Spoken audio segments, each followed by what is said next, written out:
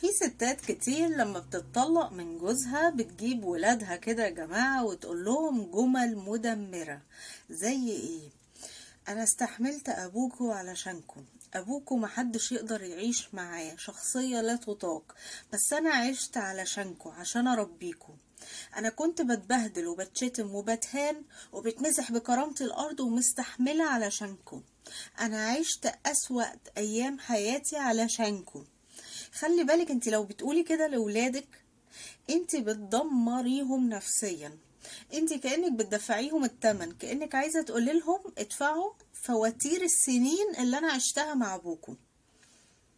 ده بيحسس الولاد بالذنب يا جماعة، وبيخليهم، ده طبعا منتهى الإجرام في حق ولادكم، وبيخليهم يحسوا لو عملوا الاب كويس، لو حبوا ابوهم يحسوا بالذنب. يقولك انا ما ينفعش احب بابا، لو حبيت بابا بعد كل اللي عمله في ماما ابقى انا كده بخون ماما.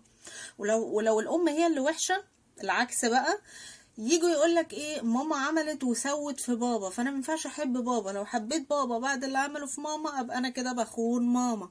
فيحس الطفل لو حب واحد من الاب او الام ان هو بيخونهم، بيخون الطرف التاني.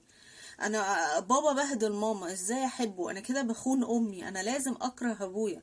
شفتوا انتوا بتعملوا ايه في ولادكم؟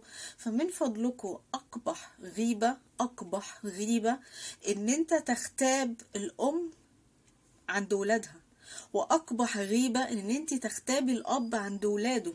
الغيبة ان انت تتكلم على حد بشكل وحش وهو مش موجود. فاقبح انواع الغيبة ان الام تمسك ولادها كده وتكلمهم بشكل وحش عن ابوهم.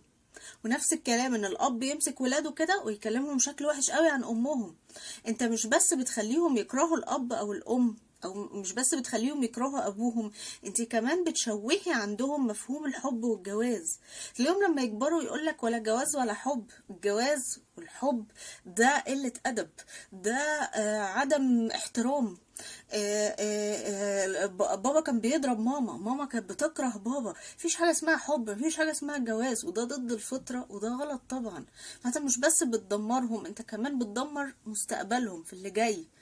خلي بالكو، الكره والغل اللي ما بينكو بلاش يتنقل لولادكو. ولادكو ملهمش ذنب، بلاش تدفعوهم التمن.